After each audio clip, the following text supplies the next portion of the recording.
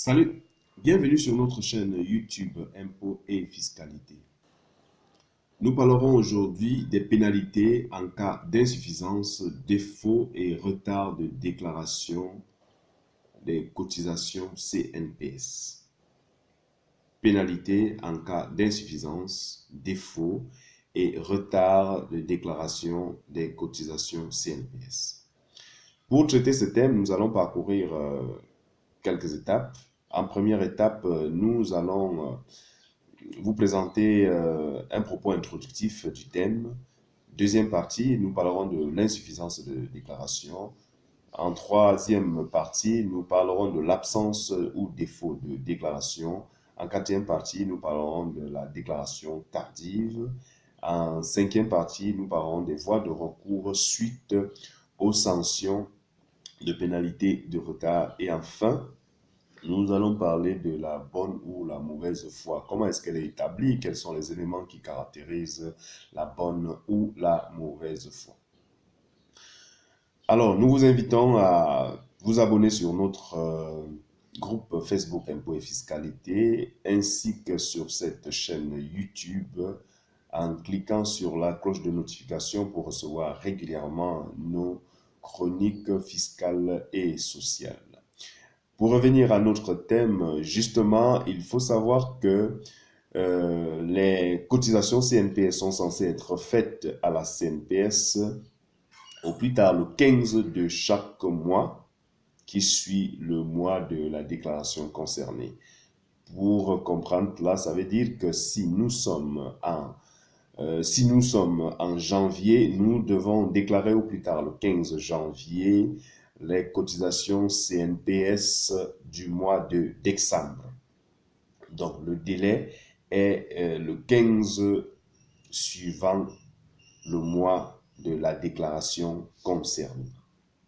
Alors, on parlera donc de pénalités en cas d'insuffisance, défaut et retard de déclaration des cotisations CNPS lorsque vous n'avez pas souscrit votre déclaration de salaire qui est accompagnée du calcul des cotisations CNPS dans les délais, c'est-à-dire vous l'avez faite hors délai. Lorsque vous l'avez faite hors délai, cela va impliquer la liquidation et le calcul des pénalités ou intérêts de retard selon que vous êtes de bonne ou de mauvaise foi. Vous ici représente l'employeur. Alors, par la suite, qu'est-ce qu'on entend par insuffisance de déclaration? Je l'ai déjà même défini dans le propos introductif. On parlera d'insuffisance de déclaration lorsque votre déclaration est partielle ou encore lorsque votre déclaration est inexacte. Dans ce cas-là, on va parler d'insuffisance de déclaration.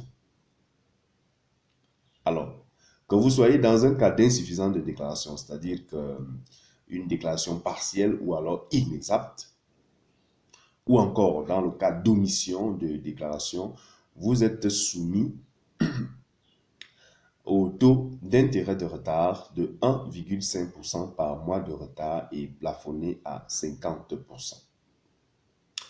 Alors, donc, l'insuffisance de déclaration qui est matérialisée, comme je l'ai dit tantôt, par une omission, ou l'inexactitude ou une déclaration partielle des cotisations, des salaires et donc qui induit les cotisations CNPS sera pénalisée par les intérêts de retard d'1,5% par mois plafonné à 50%.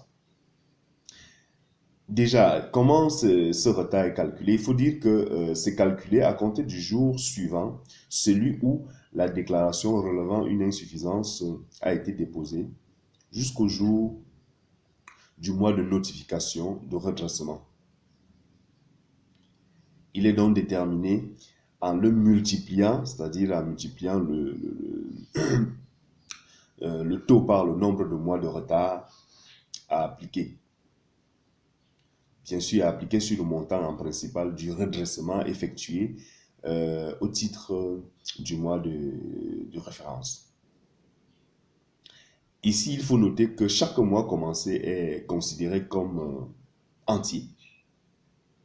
Donc, en matière de calcul d'intérêt de retard, si on se retrouve le 5 du mois, alors ce mois sera pris en compte dans le calcul d'intérêt de retard en entier.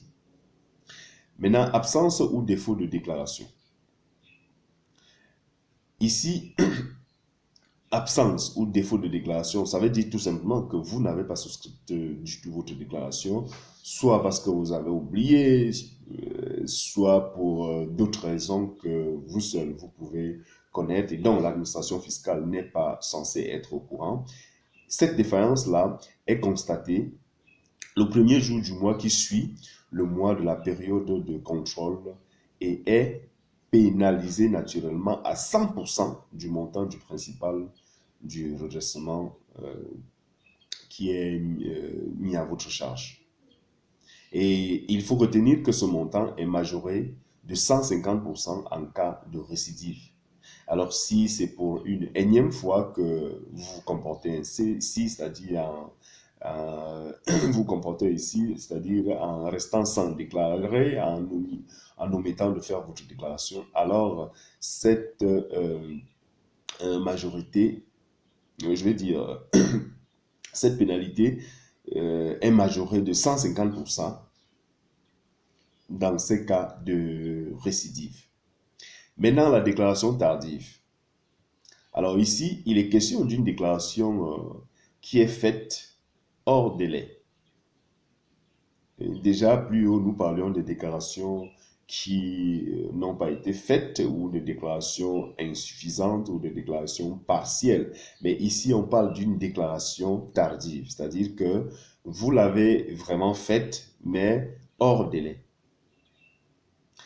Donc, on va dire que la déclaration tardive, pour définir, est celle qui vient au-delà du 15e jour du mois qui suit le mois auquel se rapporte la déclaration, puisque nous avons dit que la déclaration du mois concerné doit être faite au plus tard le 15 du mois suivant. Ici, vous serez frappé d'une pénalité de 10% par mois de retard sans excéder 30% des cotisations sociales dues en principal. Donc, lorsque vous avez fait une déclaration tardive hors délai, après le 15e jour du mois qui suit le mois auquel se rapporte la déclaration, vous serez frappé par une pénalité de 30%, d'une pénalité autant pour moi de 10% qui ne devrait pas dépasser 30% des cotisations sociales dues en principal. Bien évidemment, il faut se rappeler que le point de départ de calcul de l'intérêt de retard est fixé du jour du mois qui suit celui auquel se rapporte la déclaration et le point d'arrivée est fixé au dernier jour du mois au cours duquel la déclaration est effectuée. C'est ce qui est bon à savoir à ce moment, dans ce cas. Maintenant, quelles sont les voies de recours aux sanctions de pénalité et intérêts de retard? Alors, l'employeur qui se voit sanctionné par des intérêts de retard ou alors des pénalités peut introduire une requête auprès du directeur général des impôts dans un délai de 7 jours. Et le directeur général des... Oh non, autant pour moi, je raconte n'importe quoi, au directeur général de la CNPS. Je précise bien l'employeur qui se voit frappé par une pénalité ou intérêt de retard peut introduire un recours auprès du directeur général de la CNPS, je précise bien le directeur général de la CNPS, dans le délai de 7 jours. Et ce dernier est le seul à apprécier la bonne ou la mauvaise foi de l'employeur. C'est-à-dire que si vous êtes de bonne ou de mauvaise foi, il n'y a que lui, c'est-à-dire le directeur général de la CNPS auprès duquel vous aurez introduit votre requête, qui peut apprécier la bonne ou la mauvaise foi. Et justement, comment il va apprécier c'est quoi cette bonne foi, c'est quoi la mauvaise foi?